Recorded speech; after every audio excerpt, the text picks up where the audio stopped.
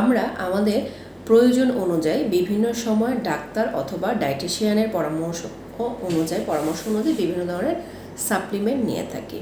যদি আমরা একের অধিক সাপ্লিমেন্ট নেই এবং সাপ্লিমেন্ট নেওয়ার যে টাইমিংটা সেটা যদি না জানি বা না বুঝি, তাহলে অনেক সময় হয় কি আমাদের যে লক্ষ্যে আমরা সাপ্লিমেন্ট নিচ্ছি সেটা ফুলফিল হয় না।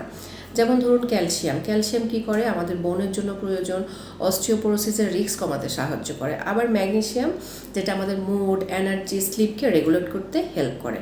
এখন ম্যাগনেসিয়াম এবং ক্যালসিয়াম যদি আমরা একসাথে নেই তাহলে কী হবে, এদের অ্যাবজর্পশন ঠিক হবে না। কারণ এই দুটি মিনারেলসই অ্যাবজর্পশন করার ক্ষেত্রে যে রিসেপ্টর এর মাধ্যমে অ্যাবজর্পশন হয়ে থাকে সেম রিসেপ্টর, তো দুটো যদি একসাথে নেই তাহলে অ্যাবজর্পশনে সমস্যা হয়ে যায় এবং এটা আমাদের অভাবটা ঠিকমতো পূরণ করতে পারে না।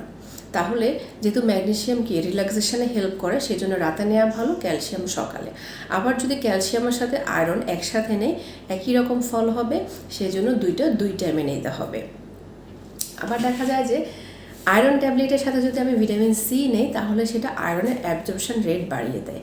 আবার ভিটামিন সি এর সাথে যদি ভিটামিন B12 নেই তাহলে সেটা ভিটামিন B12-এর অ্যাবজর্পশন অনেক কমিয়ে দেয়। এর কারণ হচ্ছে ভিটামিন সি যখন অ্যাবজর্ব হয় তখন একটা অ্যাসিডিক পরিবেশ তৈরি করে, এবং এর সাথে সাথে যদি আমি ভিটামিন B12ও নেই তাহলে কি হবে, ভিটামিন B12 খুব দ্রুত ব্রেকডাউন হয়ে যাবে, যার ফলে এর অ্যাবজর্পশন যে রেটটা সেটা অনেক কমে যাবে।